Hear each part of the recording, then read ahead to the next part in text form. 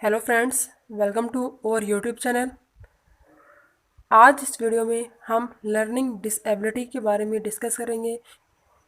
इसकी डेफिनेशन क्या है, इसके करैक्टरिस्टिक्स क्या हैं और इसके कॉजेज़ क्या हैं। कौन से ऐसे कारण हैं जिसके कारण लर्निंग डिसेबिलिटी हो सकती है। सबसे पहले अगर हम बात करें कि लर्निंग डिसेबिलिटी होती क्या है। लर्निंग प्लस डिसेबिलिटी मतलब जब बच्चा अधिगम में उसके याद करने में कोई कमी पाई जाती है, जब वो सामान्य बच्चे की तरह नहीं याद कर पाता चीज़ों को, नहीं समझ पाता उन चीज़ों को, उन कॉन्सेप्ट को जो एक नॉर्मल बच्चा कर लेता है, तब उस बच्चे को लर्निंग डिसेबिलिटी के अंदर रखा जाता है।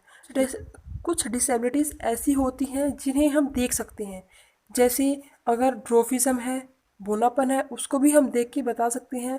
ब्लाइंडनेस है, बच्चे को दिखाई नहीं दे रहा, वो अंधा है, उसे भी हम देख के बता सकते हैं कि बच्चा अंधा है या इसमें कोई डिसेबिलिटी है।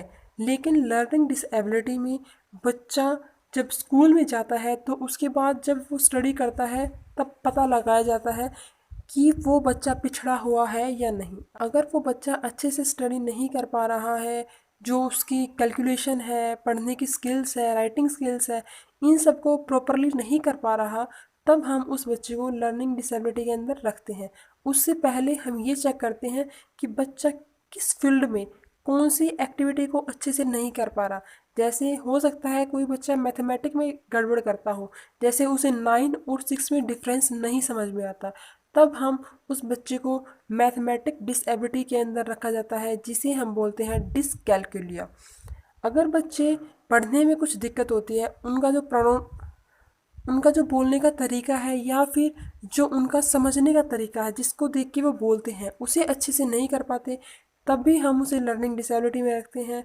या फिर उसकी जो राइटिंग स्किल्स है, जो उसकी फाइन मोटर स्किल्स है, उसे पेन को पकड़ने में, ग्रिप करने में अच्छा नहीं है, तब भी उस बच्चे को हम लर्निंग डिसेबिलिटी के अंदर रखते हैं।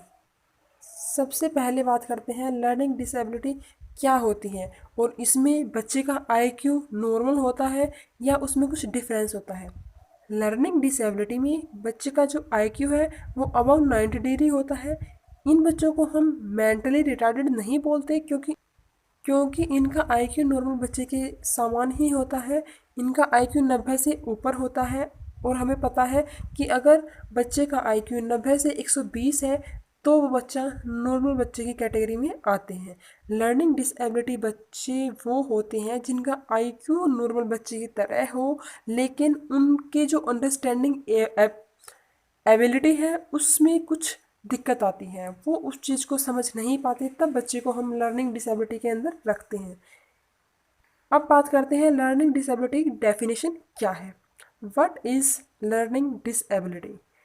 अ डिसऑर्डर इन वन और मोर of the basic psychological process involved in understanding or using language spoken or written that may manifest itself in an imperfect ability to listen, think, speak, read, write, spell, or do mathematical calculation, such as perceptual disability, brain injury, minimal brain dysfunction, dyslexia and development aphasia.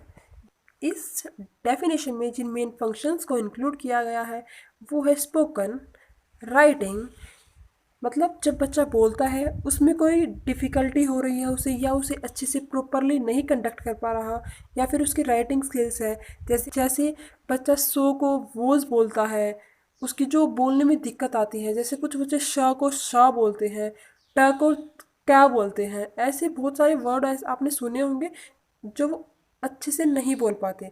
उसके बाद आता है जो उनकी listening ability होती है, जो वो सुनने की उनकी क्षमता होती है। अगर बच्चा अच्छे से चीज़ों को नहीं सुन पाएगा तो वो उसे अच्छे से बता भी नहीं पाएगा। उसके बाद है थिंकिंग, जब बच्चे की जो सोच होती है वो कैसे उन चीज़ों को समझ रहा है। जैसे हम कुछ बच्चों को पेपर पेंसिल देते हैं और किसी भी टॉपिक पर कुछ लिखने को बोलते हैं, तो हो सकता है कुछ बच्चे उस चीज़ को अच्छे से डिस्क्राइब कर पाए, लेकिन कुछ बच्चे जो लर्निंग डिसेबल्ड हैं वो उस चीज़ को इतने अच्छे से एक्सप्लेन नहीं कर पाएंगे जितना एक नॉर्मल बच्चा करता है। नेक्स्ट है स्पीकिंग, रीडिंग, राइटिंग। जब बच्चे बोलते हैं, रीड करते हैं, जब अगर आप किसी बच्चे को क्लास में कोई चैप्टर या कोई फ्रेज पढ़ने को देते हो तो जो उनकी जो साउंड होती है वो अप्रोप्रिएट नहीं होती, तब बच्चे को हम बोलते हैं कि इसमें लर्निंग डिसेबिलिटी है। और लर्निंग डिसेबिलिटी के भी कुछ पार्ट होते हैं जिनके बारे में हम अपनी नेक्स्ट वीडियो में स्टडी करेंगे। उनमें से जब बच्चे की रीडिंग में दिक्कत आती है तो हम उसे बोलते हैं डिसलेक्सिया। जब बच्चे की राइटिंग स्किल्स में दिक्कत आती है तब हम उसे बोलते हैं डिस्ग्राफिया। और इसके साथ साथ जब बच्चे की मैथमेटिक कैलकुलेशन में दिक्कत आती है तब बच्चे में, जैसे हम बोलते हैं कि 9 और 6 में डिफरेंस नहीं कर पाता कि 9 कैसे लिखते हैं और 6 कैसे लिखते हैं। इसके साथ साथ जो मैथमेटिकल ऑपरेशन होते हैं प्लस माइनस, इन सिंबल्स को भी वो अच्छे से नहीं बता पाते। सच एज परसेप्चुअल डिसेबिलिटी, जब बच्चे के देखने में अगर हम कुछ चीज़ उसे दिखाते हैं, उसके जो समझने की एबिलिटी है, परसेप्शन होता है, जब अपने सेंसेस का यूज़ करके किसी चीज़ को फील करते हैं उस चीज़ को नहीं फील कर पा रहे। जैसे अगर हम बच्चे को कोई सीनरी दिखा रहे हैं और उस सीनरी में कोई पहाड़ वगैरह है लेकिन उस पहाड़ को वो अच्छे से ना बताकर कोई प्लेट्यू बता रहा है, तब बच्चे में परसेप्चुअल डिसेबिलिटी आती है। ब्रेन इंजरी, ब्रेन इंजरी यदि बच्चे के माइंड पर किसी प्रकार की कोई चोट लग जाए, ये ड्यूरिंग प्रेगनेंसी भी हो सकती है और आफ्टर प्रेगनेंसी भी हो सकती है। कोई इन्वायरमेंट कॉजेस हो सकते हैं, किसी भी कारण से अगर बच्चे के ब्रेन में कोई इंजरी है, वो अच्छे से जो उसकी फंक्शनिंग है वो अच्छे से मूव नहीं कर रही, तो बच्चा लर्निंग डिसेबल्ड हो सकता है। अब बात करते हैं कि characteristics of learning disabilities.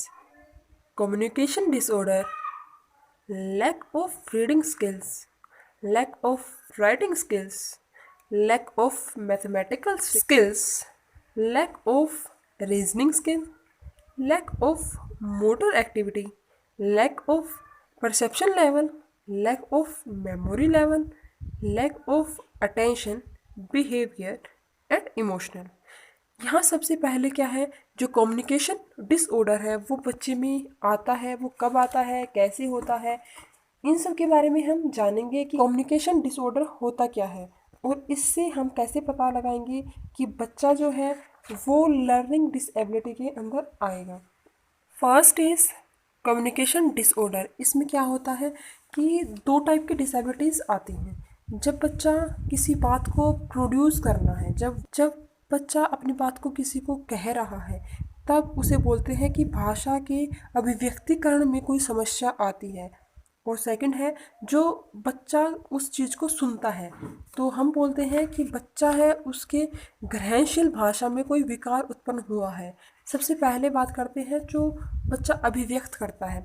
जब वो बच्चा बोलना शुरू करता है तब उसमें क्या समस्याएं आती हैं। सबसे पहले है कि वो बच्चा नॉर्मल बच्चों की तरह नहीं बोलता, उसके बोलने के टाइम पीरियड में देरी आती है।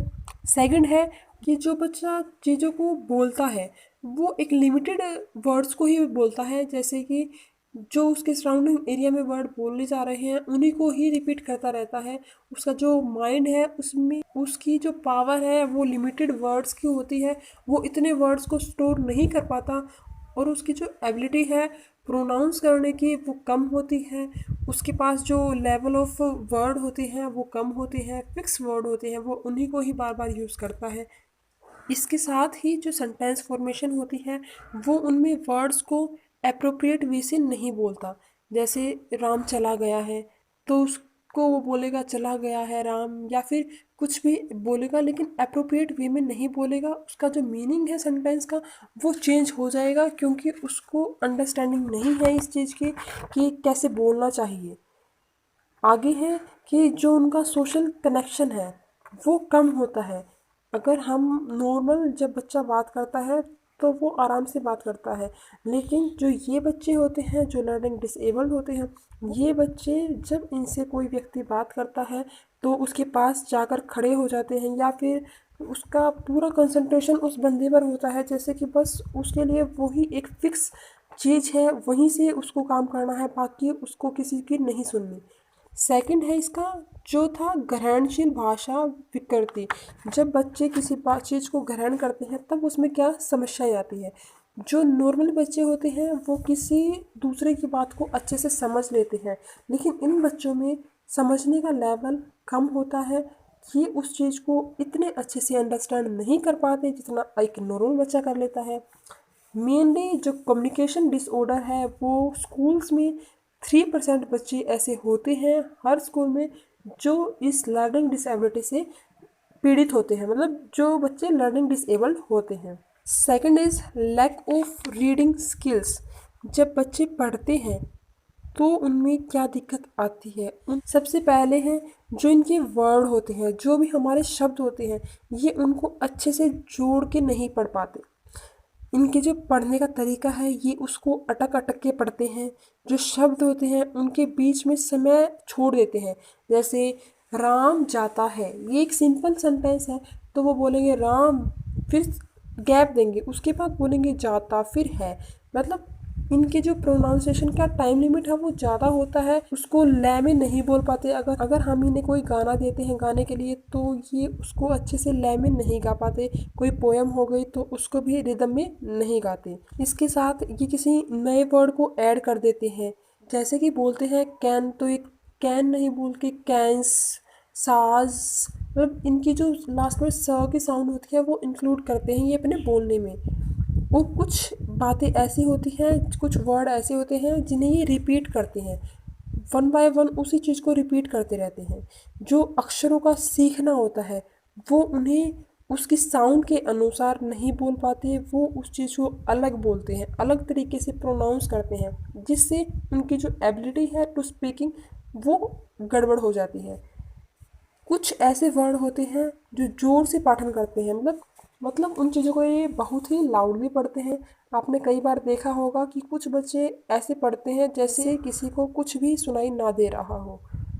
इसके साथ ये कई बार जो सेंटेंस या पैराग्राफ होता है उसके बीच से लाइनों को ही छोड़ देते हैं, तो उन बच्चों में भी लर्निंग डिसेबिलिटी होती है। Third is lack of writing skills.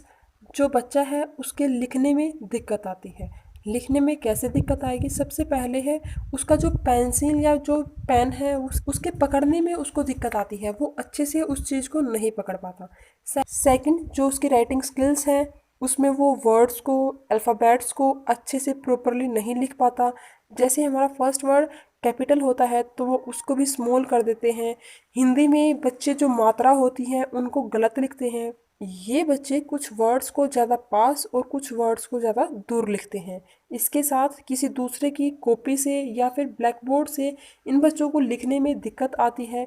ये उस तरीके से अच्छे से नहीं लिख पाते जैसे इन्हें लिखना चाहिए। इसके साथ जब इन बच्चों को कहा जाता है कि आप किसी भी टॉपिक पर लिख के दिखाओ तो ये अपनी एबिलिटी को, जो इनकी अंडरस्टैंडिंग है उसको लिख नहीं पाते, उन वर्ड को माइंड में सोचते रहते हैं लेकिन अच्छे से पेपर पे एक्सप्लेन नहीं कर पाते। Fourth is lack of mathematical skills. जब बच्चे की मैथ में जो इंटरेस्ट होता है वो कम होता है। आपने देखा होगा मैथ में तो नॉर्मली जो नॉर्मल बच्चे होते हैं उनका इंटरेस्ट भी कम होता है, क्योंकि वो उन ऑपरेशंस को, जो मैथमेटिकल ऑपरेशंस होते हैं, फंक्शन होते हैं, उनको प्रॉपरली अंडरस्टैंड नहीं कर पाते।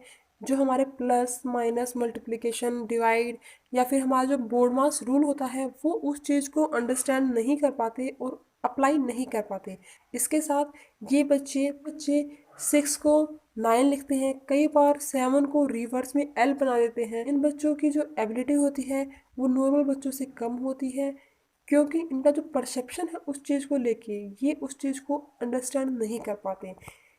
इसके साथ ही हो सकता है कि जब बच्चों के साथ जियोमेट्रिक का यूज़ करते हैं या फिर एल्जेब्रिक एक्सप्रेशन का यूज़ करते हैं तब वहाँ बच्चे कंफ्यूज हो जाते हैं कि इन चीज़ों को कैसे अंडरस्टैंड करना है, कैसे अप्लाई करना है और कैसे इन्हें यूज़ करना है। इसके साथ साथ इक्वेशन वाले क्वेश्चन में आपने बहुत बार देखा होगा कि जब बच्चों को हम इक्वेशन देते हैं कि इक्वेशन बना के क्वेश्चन सोल्व करने हैं, तो वहाँ बच्चे वहाँ उस चीज़ को उन स्टेटमेंट से इक्वेशन नहीं बना पाते हैं, वो उस चीज़ के एबल नहीं होते कि वहाँ से वो इक्वेशन बना पाए। Fifth is lack of reasoning skills. जो बच्चे की तार्किक शक्ति है, जो लॉजिकल वे में वो सोचता है, उसमें बच्चे में कमी पाई जाती है। जैसे अगर आप बच्चे को कोई भी ऐसी चीज़ सिखा रहे हो कि वो लॉजिकल है, उसमें बच्चे की जो इंटरेस्ट है वो क्रिएट होता है जो नॉर्मल बच्चे होते हैं। लेकिन जो लर्निंग डिसेबल्ड बच्चे हैं वो सीखते टाइम उनके एक्सप्रेशन ऐसे होते हैं जैसे उन्हें हर चीज़ अच्छे से समझ में आ रही है। लेकिन जब बच्चे या फिर कोई टीचर जब उससे वो क्वेश्चन पूछता है तो वो उस चीज़ को अच्छे से एक्सप्लेन नहीं कर पाता। उसकी जो लॉजिकल एबिलिटी होती है वो नॉर्मल बच्चे से कम होती है। जैसे क्लास में कोई जोक सुनाया जाता है तो हर बच्चा उस पे रिएक्ट करता है, उसको अच्छे से समझ के उस पे हँसते हैं। लेकिन जो लर्निंग डिसेबल्ड बच्चा है वो दूसरे बच्चों को देख के उस पे हँसता है क्योंकि उसे वो चीज़ समझ में ही नहीं आई कि इस जोक में क्या सुनाया गया है। तो इसमें लैक ऑफ रीजनिंग स्किल्स होती है। इसके साथ ही जब हम बच्चे को बोलते हैं कि 2 रुपए की 2 टॉफ़ी आ गई तो बताओ 4 रुपए की कितने आएंगे, तो वो इस चीज़ को सोचने में बहुत ज़्यादा टाइम लगाता है कि अगर 2 की 2 है तो 4 की कितनी होगी। वो इस चीज़ को अंडरस्टैंड ही नहीं कर पाएगा कि अगर 2 की 2 है तो 4 की 4 होंगी। इसीलिए वो बच्चा इस स्किल्स में पीछे रह जाता है। जो उसकी रीजनिंग स्किल्स होती हैं वो उसकी डेवलप नहीं हो पाती बोला जा इसीलिए इसे लैक ऑफ रीजनिंग स्किल्स बोला जाता है। Sixth is lack of motor activity. जो मोटर एक्टिविटीज़ होती हैं जो हमारी मसल्स से रिलेटेड होती है, जो हमारा फिजिकल स्ट्रक्चर होता है, वहाँ से जो हम अपने काम करते हैं उनसे हमारी मोटर एक्टिविटी कनेक्ट होती है। जब बच्चा अपने काम को अच्छे से नहीं कर पाता, जैसे उसकी जो फाइन मोटर स्किल्स होती हैं, ग्रोस मोटर स्किल्स होती हैं, पेन पकड़ना, पेंसिल पकड़ना, उसका गेम्स में इन्वॉल्व होना, खेलना, इन सब चीज़ों को जब वो अच्छे से नहीं कर पाता, जब उसकी मोटर एक्टिविटीज़ प्रॉपरली वर्क नहीं कर पाती, तब हम उसे लर्निंग डिसेबिलिटी बोलते हैं। इसमें जो मेन फंक्शंस आते हैं, जो हमारे जूते होते हैं उनके फीते बांधना, शर्ट के जो बटन होते हैं उन्हें टाई करना, या फिर बड़ी या कोई भी छोटी बास्केटबॉल है या फिर वैसे बॉल है उससे खेलना, राइटिंग स्किल्स है वो प्रॉपरली नहीं कर पाना, इन सब में जब बच्चे की कमी आती है तब हम बोलते हैं कि बच्चे में लैक ऑफ मोटर एक्टिविटीज़ है। क्योंकि उसकी जो एक्टिविटीज़ है, जो मसल्स कोऑर्डिनेशन है वो उसका अच्छा नहीं होता, जिसके कारण हम इसे लर्निंग डिसेबिलिटी के अंदर रखते हैं। और लर्निंग डिसेबिलिटी के पार्ट 4 डिस्प्रैक्सिया में हम इस चीज़ को इंक्लूड करते हैं। आगे है लैक ऑफ परसेप्शन लेवल। जो बच्चे के समझने का स्तर है वो उस चीज़ को अच्छे से ना कर पाए।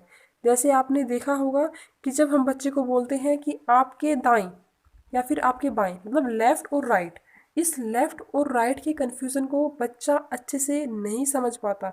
इसके साथ सीक्वेंशियल ऑर्डर, जब हम एक सीक्वेंस बताते हैं कि Ram is 17 student in 30 student, मतलब राम 17 स्टूडेंट है 30 बच्चों में, तो बच्चा उस चीज़ को समझ नहीं पाएगा कि 30 स्टूडेंट है लेकिन 17वां स्टूडेंट राम है, कैसे है राम, वो इस चीज़ को अंडरस्टैंड नहीं कर पाएगा। ऊपर नीचे के कॉन्सेप्ट कि हमने बोला है कि 5 फ्लोर है और जो सोहम है वो 3rd फ्लोर पर रहता है, तो बच्चा कंफ्यूज हो जाएगा कि 3rd फ्लोर कौन सा, ऊपर से या नीचे से। वैसे तो 3rd फ्लोर थर्ड ही है, नीचे से भी थर्ड होगा और ऊपर से भी थर्ड होगा, लेकिन वो बच्चा ऊपर नीचे दाएं बाएं अप डाउन लेफ्ट राइट या फिर क्लॉकवाइज इस चीज़ को अच्छे से नहीं समझ पाता। लैक ऑफ परसेप्शन लेवल में यही बताया गया है कि जो वो परसेप्शन करता है, जिसको वो देख के बताता है कि उसने क्या देखा, वो उस चीज़ को अच्छे से नहीं कंडक्ट कर पाता। वो उसके ऑर्गेनाइजेशन से भी रिलेटेड हो सकता है कि उसने जो संगठन बनाया है उसमें क्या था, क्या चीज़ें थी जो उसने इंटीग्रेटेड की थी, उसकी इन चीज़ों में कमी होती है। इसके साथ साथ उसके जो कोग्निटिव लेवल होता है वो भी इससे इफ़ेक्ट होता है। हमारा जो अगला है वो है lack of memory level. Memory level मतलब जो बच्चे का स्टोरेज होता है, जो माइंड में बच्चे की स्टोर करने की कैपेबिलिटी होती है वो कम होती है। हम बच्चे को कोई स्टोरी सुनाते हैं और उस स्टोरी को हम 3 या 4 दिन के बाद उससे पूछते हैं तो वो उन चीज़ों को तोड़ के बताता है या फिर उस चीज़ को अलग ही तरीके से बताएगा जिसका एक मीनिंगफुल रिजल्ट नहीं मिलेगा। इसके कारण बोलते हैं कि जो बच्चे होते हैं उनकी जो मेमोरी होती है उसमें कमी पाई जाती है। उनमें जो लॉन्ग टर्म मेमोरी है और शॉर्ट टर्म मेमोरी है, इन दोनों के ही लेवल में कमी पाई जाती है। अगर हम बच्चे को बोलते हैं कि ये वाली चीज़ या फिर ये इंफॉर्मेशन आपको दूसरे बच्चे को पास ऑन करनी है, तो वो बच्चा उस दूसरे व्यक्ति के पास जाके उस इंफॉर्मेशन को अच्छे से नहीं बता पाता, क्योंकि उसका जो मेमोरी लेवल है उसमें कुछ कमी आती है।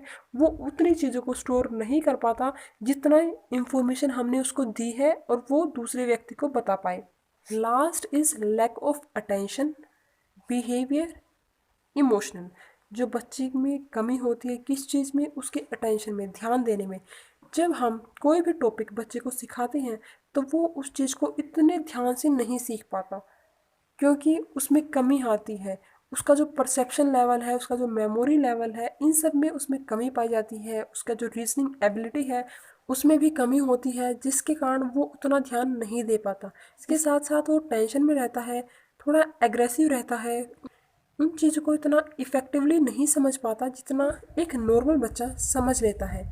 इसके साथ इसके जो सोशल कनेक्शन है उनमें भी दिक्कत होती है, वो सोशली कनेक्टेड नहीं होते और उनका जो बिहेवियर है वो नॉर्मल बच्चों से थोड़ा अलग होता है। इन बच्चों का जो अटेंशन लेवल है वो कम होता है, क्योंकि जब हम इन्हें किसी भी काम को करने के लिए बिठाते हैं कि आपको 1 घंटे तक या फिर 10 मिनट तक ये पेज पढ़ना है, तो वो उस चीज़ को इतना प्रॉपरली नहीं पढ़ पाते। वो 10 मिनट के बजाय 5 मिनट में ही खड़ा हो जाएगा कि मैंने ये चीज़ कर ली है, क्योंकि उनकी पावर है अटेंशन की उसमें कमी आती है। उनका जो बिहेवियर है वो थोड़ा हटके होता है, वो हमेशा एक जगह नहीं देख पाएगा, वो कभी इधर देखेगा, कभी इस बच्चे को, कभी उस बच्चे को, या फिर अगर आपके जो क्लासरूम है वहाँ कोई पिक्चर है तो वो उसको देखता रहेगा। आपने देखा होगा कि जो तारे ज़मीं पर मूवी थी, ये एग्जाम्पल आपने हर जगह सुना होगा कि उसमें ईशान था, उसका जो माइंड था उसमें अलग ही इमेजेस बनती रहती थी। हाँ, ये होता है क्योंकि इन बच्चों में अटेंशन पावर उस लेवल की नहीं होती है। इनकी जो इमेजिनेशन है, बिहेवियर है, वो भी नॉर्मल बच्चे से अलग होती है। इसीलिए इन बच्चों के साथ एक अलग क्राइटेरिया फिक्स करके इन्हें पढ़ाने के लिए हमारी जो टीचिंग स्ट्रेटजीज है उनका अलग यूज़ किया जाता है, ताकि इनके अटेंशन को, इनकी इन्वॉल्वमेंट को एनहांस किया जा सके। लास्ट में हम बात करते हैं इसके कोजेस की। So causes of learning disabilities, first is prenatal, second postnatal, third heredity, fourth environment, fifth development stage and sixth biological factor। सबसे पहले है प्रीनेटल। जो प्रीनेटल में वो स्टेज आती है जब बच्चा बोर्न नहीं हुआ। इस टाइम पे बच्चा अपनी मदर के वोम में होता है।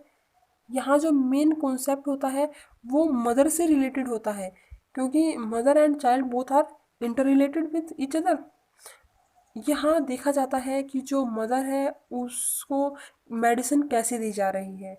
अगर वो अपनी मेडिसिन्स को, अपनी डाइट चार्ट को अच्छे से प्रॉपरली ले रही है तो बच्चा नॉर्मल ही होता है, लेकिन इन चीज़ों को अच्छे से ध्यान नहीं देती तो हो सकता है कि बच्चा किसी डिसेबिलिटी से पीड़ित हो या कोई डिसेबिलिटी उसके अंदर हो। इस साथ जब मदर ड्रिंक करती हो या फिर कोई ऐसी खसरा जैसी बीमारी हो जो बच्चे पर इफ़ेक्ट डालती है, या फिर प्रेगनेंसी के टाइम में अगर मदर को हाई फीवर हो तो उससे भी जो बच्चा है वो लर्निंग डिसेबल्ड हो सकता है। Second is postnatal. Postnatal वो पीरियड होता है जब बच्चा बोर्न हो चुका होता है। अब पोस्टनेटल में क्या क्या चीज़ें हो सकती हैं, इसमें हमारे जो बायोलॉजिकल फैक्टर होते हैं या फिर इन्वायरमेंट, ये दोनों इंक्लूड होते हैं।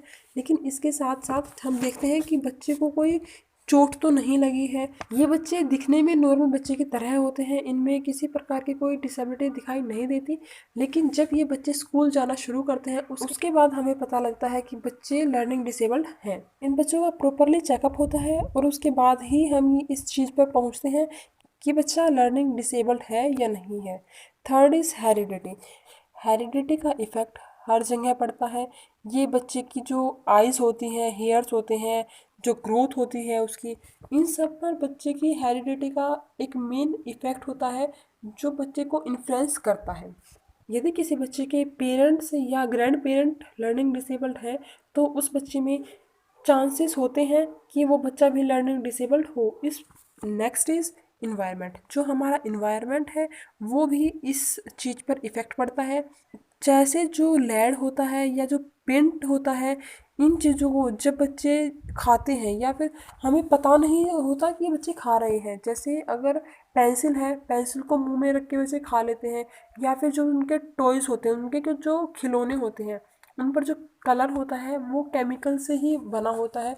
जब बच्चे उन्हें खाते रहते हैं या चूसते रहते हैं, बच्चे की आदत होती है सकिंग की। जो जो उसका फर्स्ट रिफ्लेक्स होता है बच्चे में, वो होता है सकिंग रिफ्लेक्स, मतलब चूसना। किसी भी चीज़ को बच्चे को जो मिल जाती है वो उसे चूसना शुरू करते हैं। तो बच्चे को जो खिलौने दिए जाते हैं वो ऐसे दिए जाने चाहिए जो उसको हार्म ना करें।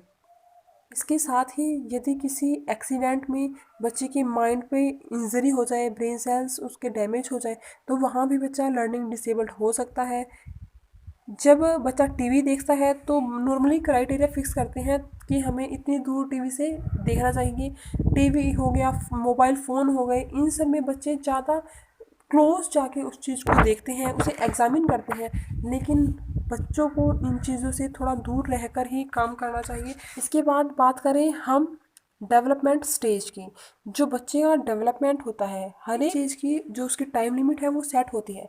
जैसे सबसे पहले बच्चा बैबलिंग, क्विंग, स्पीकिंग, फिर one word, two word, one sentence, फिर फ्रेज, फिर पैराग्राफ, इस तरीके से जब बच्चा बोलना शुरू करता है।